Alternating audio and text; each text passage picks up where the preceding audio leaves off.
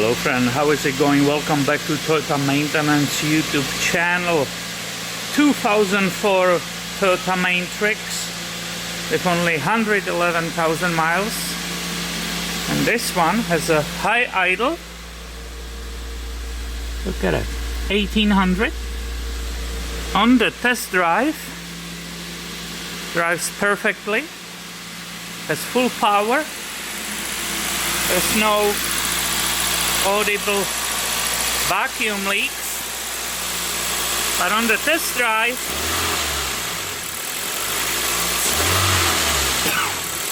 listen that hesitation at idling.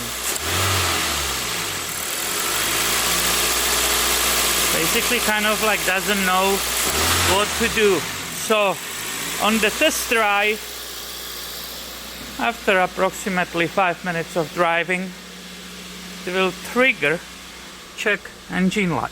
So I drove it probably 7 minutes, and when you went in the neutral, it's a manual 5-speed transmission. When you will go in the neutral, the idle will even swing between like 800 and 1500. So there's definitely a problem with that idle, and I will show you where it is. There could be many reasons. If you had the erratic idle, it will be dying. Maybe it will put gear dying, or it will be coming up and down. It could be vacuum leak somewhere. But this is pretty clear one. Idle air control valve, which is right on the bottom of that throttle body.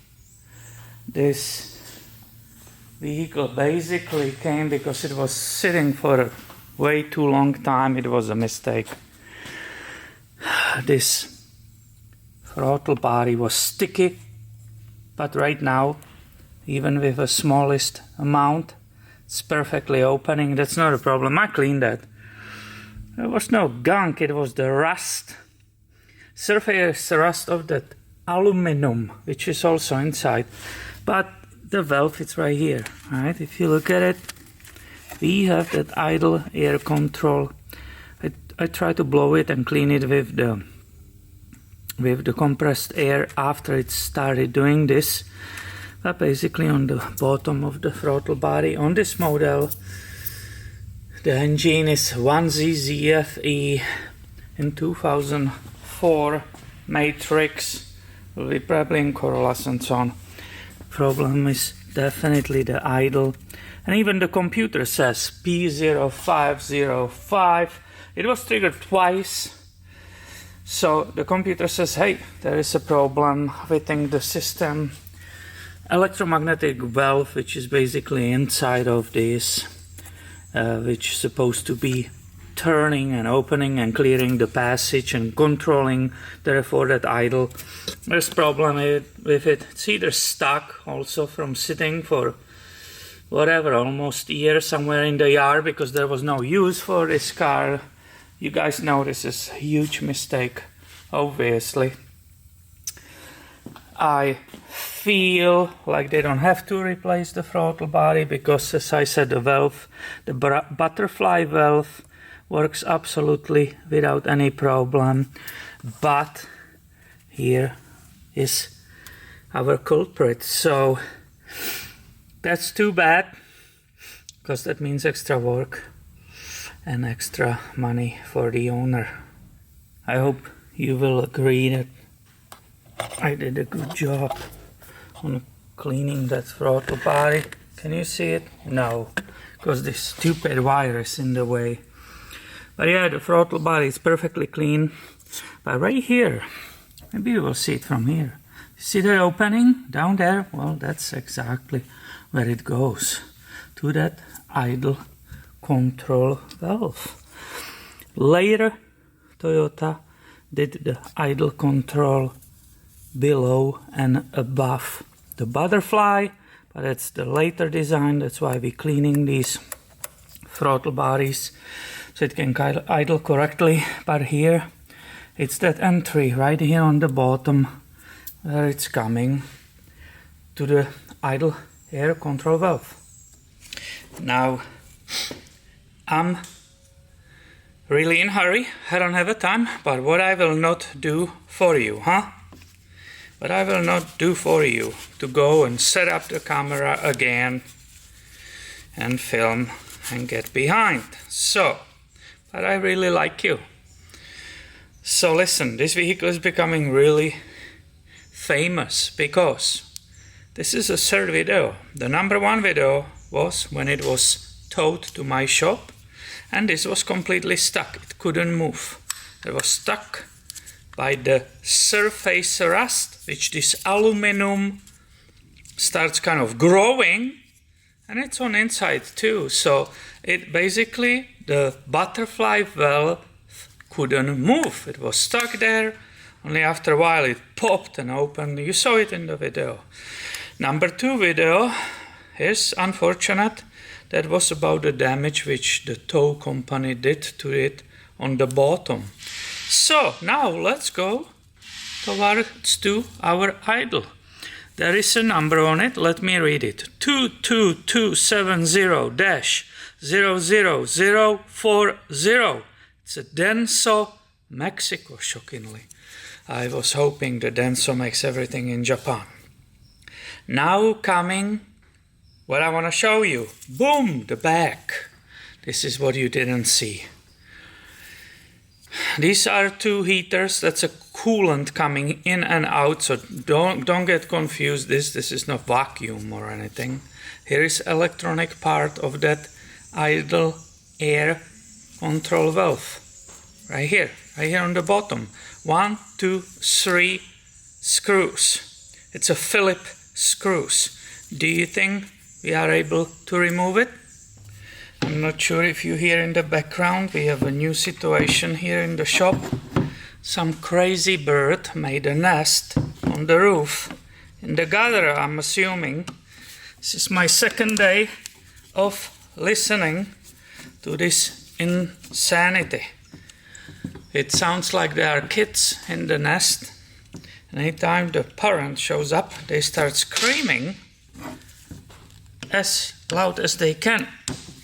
So they get fed, right? So there is that beep, beep, beep, beep. This is second day it's starting getting on my nerves. I rather listen music or something. But it's so loud and it's high-pitched sound. It's very, very annoying. Gasket. Yep. So that's cool. That's a rubber gasket which didn't rip. Obviously that should be replaced, but hey, I'm just trying to help the owner. This time, if it's reasonable time, it's for free. And I wish you can see inside, right? Right here, there is a shaft like this, right? Right in middle. There's an electromagnetic motor. And this camera will not show it, but right inside there is element which is like a tube, large tube, and that has special shape to open or partially open or fully close the air coming between these passages. Mainly it's this one and this one. That's why there is the gasket on the bottom. There can be any leaks in it. So it will be coming between this, commanded by ECM, the electronic control module, is moving that. I will take this and go above the garbage can and spray the heck out of it. Will that cure it for right now? Well, maybe. But yes, I see a dirt inside which you cannot, but right here on that blade which is supposed to be doing this, I can see dirt on it. For you guys, it could be totally fine to try, to give it a try, to clean it. For us or the technician at the dealer, no way. Because that might start working, but that customer could be pretty soon back. Soon meaning 1 week, 2 weeks, months. They will say, hey guys, you don't know what you're doing. You said it's fixed and it's not, the code is back, blah blah blah. So in general, that's why I read to you the number of it, right?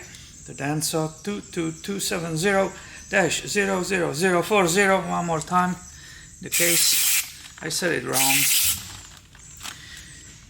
It's not worth for us technician do it, it's worth for you to try to free it if there was a bunch of gunk inside. I see improvement, and as I said, I just did a lot of work on the vehicle, and within a short reasonable amount of time I'm trying help to the owner with this.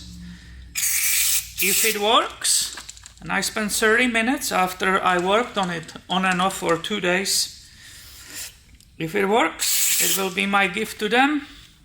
Get there with a brush, the toughest brush. I will use the old toothbrush. I will not try to use any steel or copper or anything like that. That's too much for this sensitive device. This throttle body, when it came after sitting here, wasn't really gunked up by the oil from positive crankcase ventilation system. It was just that surfaced aluminum rust. So also this inside wasn't really gunked up. I just saw more like a carbon, maybe, if I will say, some black stuff. So I'm not sure if this cleaning was able to help.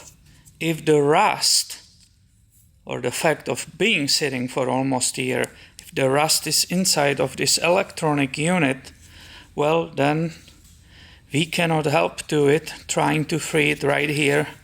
If it's completely rusted and damaged inside, that will not fix it, obviously. But I tried. I was able to invite you to this process so you understand P0505. Was it correct? I think so. And we will have another video, educational video, for people who will experience this problem. So I'm going to put it together. I clean this surface. So I said this is experiment only. Please don't tell me that I'm not supposed to do this. Just want to show you around. It was for talking about a code which is related to these engines. I believe it's a matrices and corollaries, correct? One's is ZFE. So normally the gasket should be replaced, blah blah blah. I will put it together off the camera. I'm really, guys, not having time. I have Forerunner outside to change flexible brake lines on it. It's already 4 p.m. I'm completely behind. This vehicle brought way more work than I expected. That throws me backwards. Yep. So this goes back of the camera, and I will invite you to the results. We will see if it helped or not. I put everything back as fast as I could. I rechecked everything. Every throttle body positioner is hooked. The valve, IC valve, everything is connected. I don't have any pipes, vacuum lines or something loose. You can see it here. This really was fixed perfectly because there's no need for any power. This doesn't struggle to open whatsoever. First I thought it was caused by the clean. I cleaned the MAF, you know, the idle always goes up. But when I was test driving and it kept being high, I realized, nope, there's a different problem. Sure enough, a little bit later, that code popped up. So, wish the owner luck, I guess. 111,000 miles only, almost 112. So, let's hit it.